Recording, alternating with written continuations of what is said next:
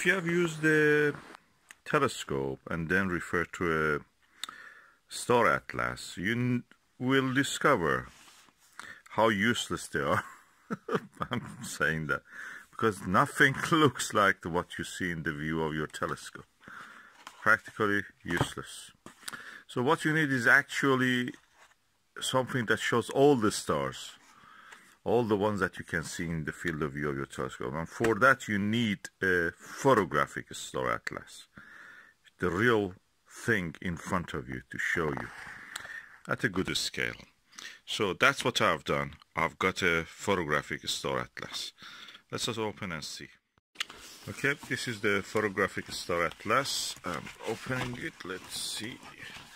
I must say that they look very cheap and tempting, so I got another copy. So when I made that video of unboxing, I noticed that the camera for one reason was too close to the book and you could not see the whole thing, so I'm just doing it again. This is the photographic atlas of the stars forward by Sir Arnold Wolfendale, and is also by Arnold Doherty I know him, Patrick Moore. What is good about this atlas? Okay, let's just remove this stuff. First, it is hardcover, so no worry that it will not hold on to the use, good use. So it's published first of all by Institute of Physics, Bristol and Philadelphia. This edition of it is in 1997. These are the table of contents. As you can see, just 4 words and an introduction, the atlas. Then it comes to main part, which is the constellations. Several constellations sometimes are packed together, like the Rhodal Reticulum. These are the southern constellations, of course. Aquarius, Equus, which are close together. Andromeda, Triangulum, Arius, they're close together again. So they're packed together. What I liked about this, for example, Taurus, page 72. I was trying to find with one of the smallest telescope I have, the M1 Crab Nebula, and I was wondering why nothing looks like the actual view of the stars in the telescope when I look at the atlas. The reason is that atlas doesn't record all the stars. We see so many stars here, and the atlas that I was showing you previously doesn't have most of them. Even in this version, you don't see most of the stars. For example, this Milky Way field, the stars are not there. By the way, that's photography. This is most of the stars that you can see. So if you look here, that's Beta Auriga or Beta Taurus. And this is Zeta Taurus, and M1 is close to that. So finding exactly where you are looking without using this atlas probably will be difficult without this photographic atlas. So this is a really good aid in finding. So asterisms and everything are here. You can use this. Of course, the M1 itself is not visible here very clearly because it's very small actually, first. Second is that you need a good dark spot to see it. And now we come to Orion, the beautiful constellation. It's full of star clusters. We don't consider this pack here as a cluster, but these are actually a cluster, star cluster, around the Epsilon Orionis. And this M42 practically is a cluster. You can see it, they're formed even the nebulosities around it yet. So this is a really good star atlas, photographic atlas. It shows the real one. There are better versions available, but they come a little bit expensive. This is a second hand. You can buy £1, £2, £3, depending on where you buy it. And it's useful. It can be used. It has its own limitations, but it can be used beautifully. And it's cheaper than the Star Atlas, which is practically, to my experience, is useless. So this is the Magellanic Cloud, large Magellanic Cloud actually. Oh, that's interesting. And that is, I think, Tarantula Nebula. Anyway, these are southern constellations. You don't see them from the Northern Hemisphere, at least from Europe or most of the Americas. Or you can see some part of it from the Middle East or from China, Malaysia, those areas. It's a nice book. It is a large format. It has two versions. One which I have both versions. One which is hardcover, the other one which have another video of it. It's softcover, good for taking with you anywhere you want. This is more coffee table version. 220 pages. It's available very cheap because it belongs to 23 years ago.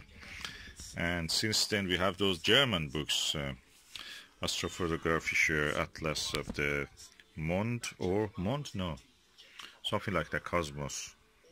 Mond, right? Mond, I think, yeah, Mond. Or Himmel. Himmel means sky. Anyway. And this is the book. Quite nice. Nice to produce. Large format. And opens this way. Good introduction of it, by the way. Good star charts to start with. And you can buy it very cheap. That's the best thing about it. This is an unboxing of a photographic atlas. Photographic atlas are the best companion if you want to use, because normal atlases, star charts, practically are useless. What you will see in the telescope is different from what you find in the chart. First, the scale is different. Second, the numbers of the stars doesn't match the number of the stars you see in the telescope view. Third, the magnitude limit of the charts are usually 8, rarely 10 or something like that. What you see with your telescope may be up to magnitude, with a small telescope up to magnitude 8, 9, easy, and 10 or 11 even sometimes with bigger telescopes. And definitely with a bigger telescope you can see 12, even up to 12 magnitude visually. So practically you will not be able to use a star chart. Star charts are useless. Photographic atlases are good in this case. So I have bought a photographic atlas and I'm going to open it and look at it. Right.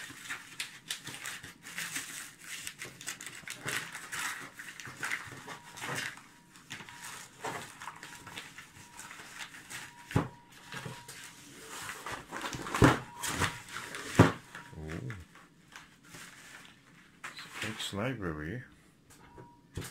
The Photographic Atlas of the Stars, forward by Say Arnold Wolfendale. H.G.P. Arnold, Paul Doherty, this is Open University guy, I've met him, he's a nice guy, and Patrick Moore, I was in communication with him. Is the Institute of Physics. That is practically the same book that they published in the hardcover, and now available also in the softcover. So really good book, very cheap, you can buy it for less than £5. So the hardcover book is good for taking to the field probably, or whichever you choose, and the softcover is good for either home or again vice versa to taking to the field. For example, this is the Orion Nebula. These are the stars you see in the Orion Nebula. So if you want to find the M1, for example, here, you just can refer to this, see the numbers of the stars around it, see the patterns of the stars, and M1 will be somewhere here or between these two stars here. So in this scale you cannot see it. Probably in the original photographic negative you could see it. But you see the hint of the Rosetta Nebula in Monoceros. You see the Orion Nebula, you see some hint of the Horsehead Nebula, you see the Flame Nebula if you look carefully in the pictures.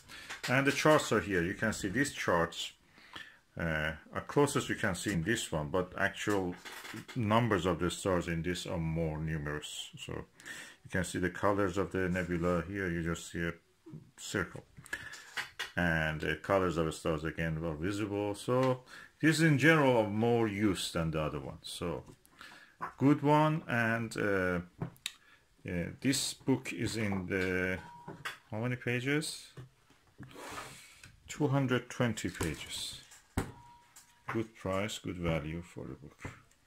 And it covers all the constellations, so practically it starts from map 1 to map 45, covers most of the constellations. Several constellations are covered together, for example Crux, Phoenix, Microscopium, Indus, Piscis Australis, these are southern hemisphere constellations, are covered in map 9 in page 52.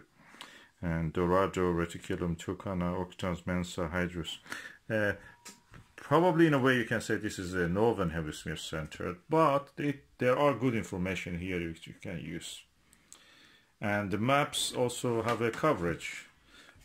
They cover each other in some parts. For example, I saw here Orion Nebula, which has a better color than the other picture itself, but Rosetta Nebula is not very good here.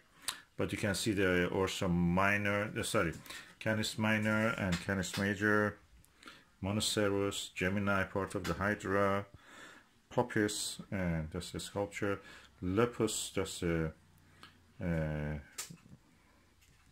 thingy.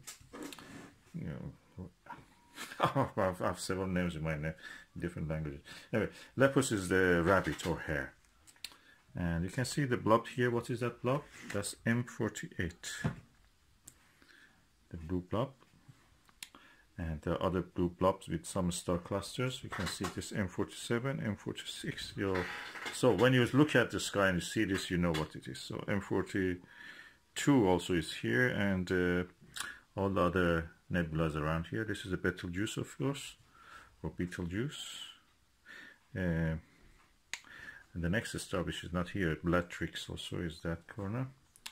And this is Regal. And the belts of Orion, M78. You can see M78 here, somewhere here. So generally, this is very good. You can see the Milky Way, outline of the Milky Way also. So I recommend this book. This is cheap, second-hand. There are also German version of this book, bigger and more useful probably in a way, but that is the price of a new book. You have to pay around, I think, 15 or 25 euro, something like that. This one is you can buy second-hand. I bought it for £1 or something, £2-3 just postage for it.